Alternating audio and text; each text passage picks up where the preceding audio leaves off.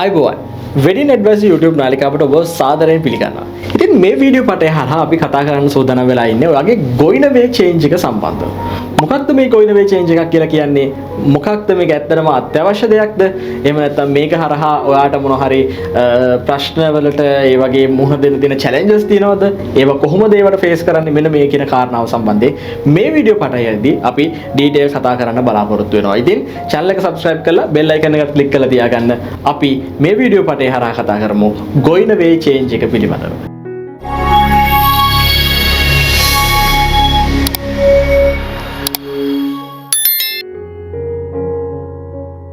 ගොයින වේ චේන්ජ් එක කියලා කියන්නේ මේක බටහිර ආభాෂයත් එක්ක ලංකාවේ විවාහ මංගල වලට උරුම කරගත්ත දෙයක්. ඒ කියන්නේ මේක මේ ගොඩක් මෑත අතීතයේදී වෙඩින්ස් වලට ඇඩ් වෙච්ච දෙයක්. ඉස්සර නම් වෙඩින් එකයි හෝම් කමින් එකයි කියලා දෙකක් තියෙනවා. එතකොට වෙඩින් එක දවසේ මනමාලියේ එයා දෙන කැන්ඩියෙන් එක හරි පළවෙනි දවසේ ඇඳුමෙන් ඉඳලා ඊට පස්සේ හෝම් කමින් එකේදී එයා රතු පාටින් හරි වෙන කලයකින් හරි තව ඇඳුමකට ඩ්‍රෙස් කරනවා.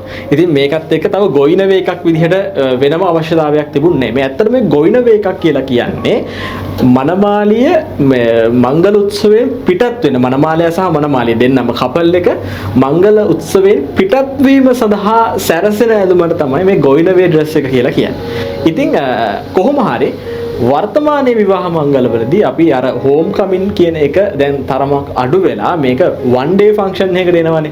ඉතින් මේ one day function එකට එද්දි ගොඩක් අයගේ තියෙන concern එකක් තමයි මේ one day function එකේදී එක ඇඳුමයි අඳින්න වෙන්නේ. එක ඇඳුමකින් තමයි photos තියෙන්නේ. කලින් නම් ඇඳුම් දෙකකින් තිබ්බා. ඉතින් ඒකින්ද ඒ විවිධත්වය එකතු කරගන්න වැඩිපුර මේ ගොයින වේ කියන එක විවාහ මංගල උත්සවයට එකතු කරගෙන තියෙනවා. ඒක එක පැත්තක්. තව පැත්තකින් ටිකක් ට්‍රැඩිෂනල් විදිහට ගත්තට පස්සේ සමහර ගෲම්ලා එහෙම නැත්නම් අම්මලා තාත්තලා ෆැමිලිස් වලින් හිතනවා දැන් මනමාලයාගේ පැත්තෙන්නේ දෙවෙනි දවසේ ඇඳුම මනමාලිට දෙන්නේ. ඉතින් එතකොට one day function එකක් ඇතුලේ ඒක එහෙම සංකේතාත්මකව වෙන්නේ නැහැ. මනමාලයාගේ උද්දයක් වෙන්න ඕනේ. ඒකින්ද ගොයින වේ චේන්ජ් එකත් ගොයින වේ ඩ්‍රෙස් එකකටත් යන්න ඕනේ කියලා ඒ වගේ සංකල්පනාවකුත් එළියට ඇවිල්ලා තියෙනවා. ඉතින් ඒකත් එක්කත් ගොයින වේ කියන ඔය කියන කාරණා දෙකම පරිබාහිර කරලා මේ ලස්සන අලංකාරය නේ ඒ වෙනුවෙන් ගොයින වේ චේන්ජ් එකක් කරන අවස්ථාව තමයි බහුලව තියෙන්නේ. ඉතින් කොහොම හරි ඔන්න ඔය කියන ගොයින වේ චේන්ජ් එක ඇතුලේ මොනවද තියෙන මේක කරන්න තියෙන ප්‍රශංසනාත්මක දේවල් මොනවද? මේ ගොයින වේ චේන්ජ් එක හරහා අපිට ලැබෙන වෙඩින් එක ලැබෙන බෙනිෆිට්ස් මොනවද? ඒ වගේම මේක හරහා අපිට තියෙන චැලෙන්ජස් එහෙම නැත්නම් අපිට මුහුණ දෙන්න වෙන ගැටලු මොනවද කියලා අපි කතා කරමු. මුලින්ම අපි කතා කරන්න සූදානම් වෙලා ඉන්නේ ඇත්තටම ගොයින වේ චේන්ජ් එකේ තියෙන ඇඩ්වාන්ටේජස් මොනවද කියලා. මේකේ පළවෙනිම දේ තමයි මනමාලිය පාන්දර ඉඳලා සැරසෙන්නේ උදේ තියෙන ෆන්ක්ෂන් එකක් නම් ඉතින් හවස තියෙන හිඟුනොත් එහෙමයි. හවස තියෙන වෙඩින් එකක් නම් උදේ ඉඳලා සැරසෙන්න පටන් ගන්න. එතකොට ෆොටෝස් අරගෙන මේකප් එක ටිකක් ඩැමේජ් වෙන්න පුළුවන්. හෙයා එක පොඩ්ඩක් එහා මෙහා වෙන්න පුළුවන්. සායි ඇඳුම ටිකක් හෙවි. අර ඩාන්ස් කරන්න ඒ වගේ කම්ෆර්ටබල් ගතියක් නැති වෙන්න පුළුවන්. ඉතින් මේ ගොයින වේ ඩ්‍රෙස් එකක් හරහා මනමාලියට සහ මනමාලයාට ෆ්‍රෙෂ් ලුක් එකක් ලැබෙනවා. එයාගේ ෆන්ක්ෂන් එකේ අවසාන කාලය ටිකක් ෆ්‍රෙෂ් විදිහට ගත කරන්න සහ ලස්සනට පිටත් ෆ්‍රෙෂ් විදිහට පිටත් වෙලා යන්න අවකාශයක් ලැබෙනවා. අර මේකප් එක එහෙම අලුත් වෙලා, හෙයා ස්ටයිල් එක අලුත් වෙලා, ඇඳුම අලුත් වෙලා. ඉතින් මේකත් එක්ක ලස්සනක් සහ ෆ්‍රෙෂ් ගතියක් එකතු වෙනවා. දෙවැනි කාරණාව තමයි ෆොටෝ ඔපචුනිටි එක.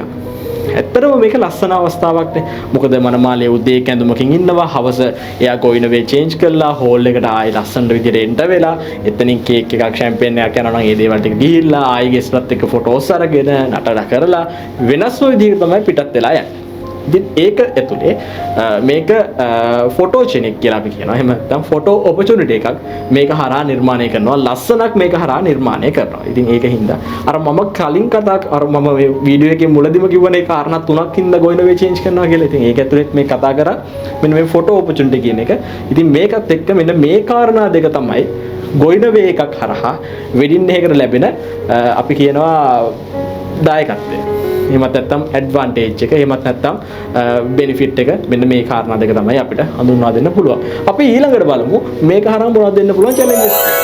ගොයින වේ චේන්ජ් එකක් හරහා වෙඩින් එකකට ඇති වෙන්න පුළුවන් මයිනස් බලපෑම තමයි එහෙමත් නැත්නම් අපි කියනවා ඍණාත්මක බලපෑම විදිහට අපිට හඳුන්වා ගන්න පුළුවන් පළවෙනි එක තමයි මේ මෙතනදී ලොකු ටයිම් ප්‍රෙෂර් එකක් එනවා. ඒ කියන්නේ දැන් ඔයාට ෆන්ක්ෂන් එක සාමාන්‍යයෙන් අපි සාමාන්‍යයෙන් ගත්තොත් හෝල් එකක් හම්බෙන්නේ පැය 5යි. අපි ඔක පැය 5මාරක් කියලා කියමුකෝ. පැය 5මාරක් ගත පැය 6ක් ගත්තත් ඔයාට ඔතනින් going away change එකට අඩුම ධර්මයේ පැයක්වත් වෙන් කරන්න වෙනවා. සමහරක් ඩ්‍රෙස් කරන අය පැයක් ගන්නවා, සමහරක් අය පැය භාගයක විනාඩි 45න් මේක අවසන් කරලා දෙනවා. ඒ කොහොම වෙතත් එතනින් එහාට ඔයාට ෆොටෝ ෂූට් එකකට තව අඩුම විනාඩි 15ක් 20ක්වත් වෙන් කරලා දෙන්න වෙනවා. එතකොට අපි ආසන්න වශයෙන් ගත්තොත් පැය එකමාරක් විතර ඔයාට මේ දෙයට වෙන් කරන්න සිද්ධ වෙනවා. එතකොට ඔයාගේ ලන්ච් එක ඔයාට හරි ඩිනර් එක හරි මීල් එකකට ගන්න හම්බ වෙන්නේ පොඩි වෙලාවක්.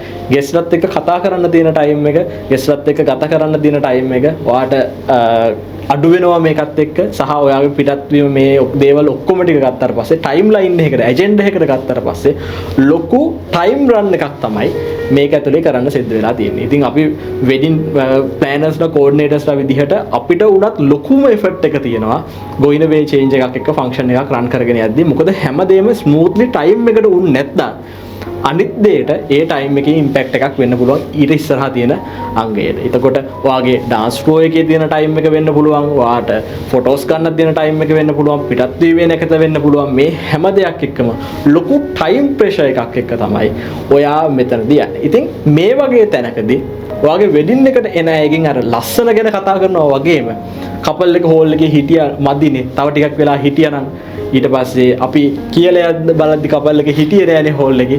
ඔන්න ඔය වගේ දේවල් සාමාන්‍යයෙන් කනින් කොනින් ඇහෙන්න හැකියාවක් තියෙනවා. ඉතින් පළවෙනි දේ තමයි ටයිම් ප්‍රෙෂර් එක. දෙවෙනි කාරණාව තමයි going away change එකට යනවා නම් අනිවාර්යෙන් ඔයාට එක්ස්ට්‍රා කොස්ට් එකක් යනවා. එක්ස්ට්‍රා කොස්ට් එකක් කියලා කියන්නේ ඔය දෙන්නගේ ඇඳුම්, බ්‍රයිඩ්ගේ සහ ගෲම්ගේ ඇඳුම්, ඊට පස්සේ බ්‍රයිඩ්ගේ මේකප් එක hair එක වෙනස් කරන්න beautician යන charges, ඊට පස්සේ ඔයාගේ flower bouquets මෙන්න මේ වගේ දේවල් එක්ක ඔයාට අනිවාර්යෙන් additional cost එකක් යනවා going away change එකට යද්දී. ඉතින් ඒක ගැනත් ඔයා consider කරලා බලන්න. තුන්වෙනි කාරණාව තමයි ඔයාට අර බ්‍රයිඩ්ගේ තියෙන බ්‍රයිඩල් ඩ්‍රෙස් එකකින් ඔයාගේ පළවෙනි ඩ්‍රෙස් එකකින් ඔයාට ගත කරන්න ලැබෙන ටයිම් එක මේක හරහා අඩු වෙනවා. දැන් උදාහරණයක් විදිහට මම මෙන්න මේ වගේ දෙයක් කියන්නම්. හිතන්නකෝ ඔයාගේ පෝරු සෙරමනි එක තියෙන්නේ 10 මාර්ට කියලා. 10 මාර්ට ඉඳලා 11 වෙනකන් තමයි පෝරු සෙරමනි එක තියෙන්නේ. 11ට පෝරු සෙරමනි කියවලා ඔයිල් ලැම්ප් කරලා රෙජිස්ට්‍රේෂන් එකක් තියෙනවා නම් ඔය ටික කරලා ඔයා සෙටි බෑග් එකට ඇවිල්ලා වාඩි වෙලා ඉද්දි 11 මාර විතර වෙනවා.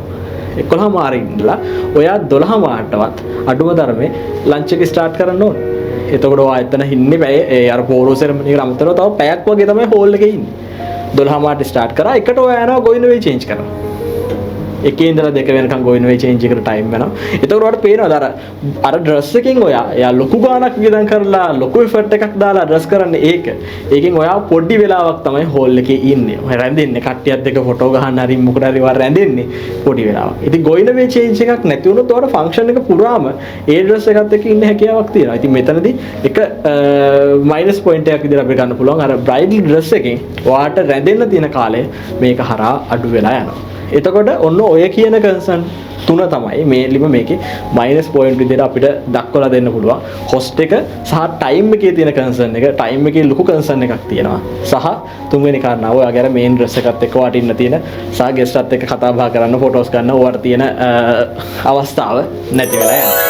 ඉතින් ඔය ටික සංසන්දනය කළා සංක්ෂිප්තව කතා කරොත් අපිට මේ වීඩියෝ එක හරහා ඔයාලට දෙන්න පුළුවන් සාරාංශය මෙන්න මේකයි.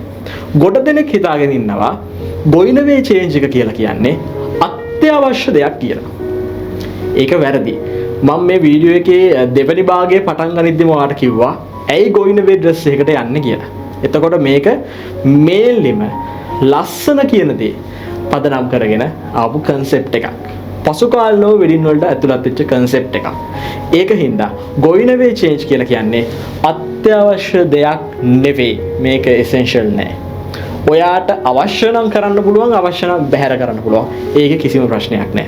ඒක හින්දා going away change කියලා කියන්නේ අත්‍යවශ්‍ය දෙයක් නෙවෙයි. ගොඩක් අයගේ ඔළුවේ තියෙනවා මේක අපි අනිවාර්යෙන් කරන්න ඕනේ, කොහොම හරි සල්ලි හොයාගෙන කොහොම හරි වෙලාව හොයාගෙන මේක කරන්න ඕනේ කියලා.